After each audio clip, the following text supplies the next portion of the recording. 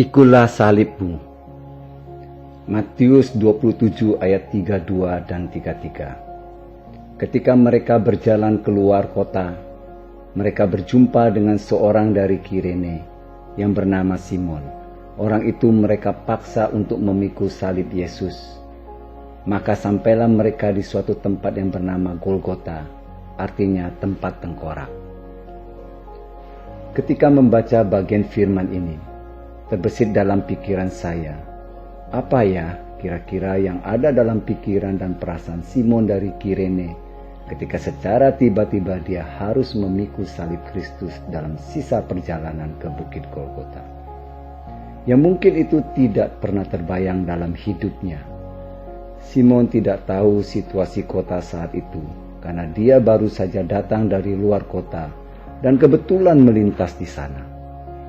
Dari Injil Matius, Markus, dan Lukas, tidak ada penjelasan apakah saat itu Simon dengan sangat bangga dan sukacita memikulnya, atau mungkin dengan bersungut-sungut dan marah-marah. Tidak ada juga penjelasan setelah peristiwa itu, bila dia juga dipuji-puji, dipuja, dan disanjung-sanjung, atau diberikan banyak tanda jempol atas apa yang telah dikerjakannya. Ya, layaknya mesos sekarang. Saya pribadi yakin situasi saat itu yang dihadapi oleh Simon bukanlah perkara yang mudah. Dengan situasi yang sangat mencekam dan kacau saat itu.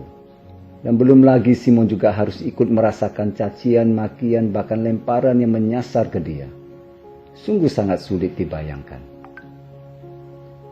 Mungkin awalnya dia terpaksa dan dipaksa untuk memikul salib. Namun saya juga meyakini setelah semua itu, Simon yang melihat penderitaan Kristus dan melihat kasih Kristus yang begitu berkuasa menghujam ke dalam hatinya, maka meluluhkan dia dan membalikkan dirinya 180 derajat dan bahkan dalam kehidupan Simon selanjutnya. Bukti itu dapat ditemukan dalam diri anaknya bernama Rufus yang menjadi seorang pilihan dalam Tuhan, pemimpin dan pengikut Kristus yang hebat.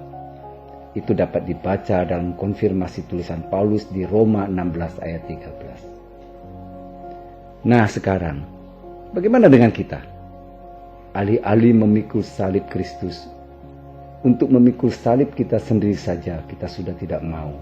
Menolak, lari, berontak, marah-marah, dan meminta-minta Tuhan melepaskan salib itu.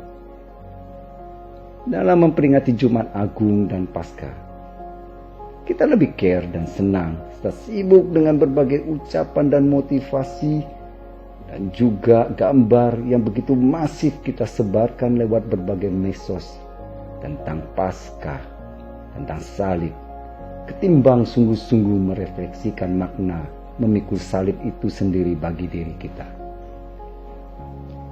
Ketika Simon memikul salib Kristus, dia bukan sedang mencari popularitas dan pujian, tapi dia mengidentifikasikan dirinya dengan Kristus dan ikut merasakan celaan dan penderitaan yang sama seperti yang Yesus alami.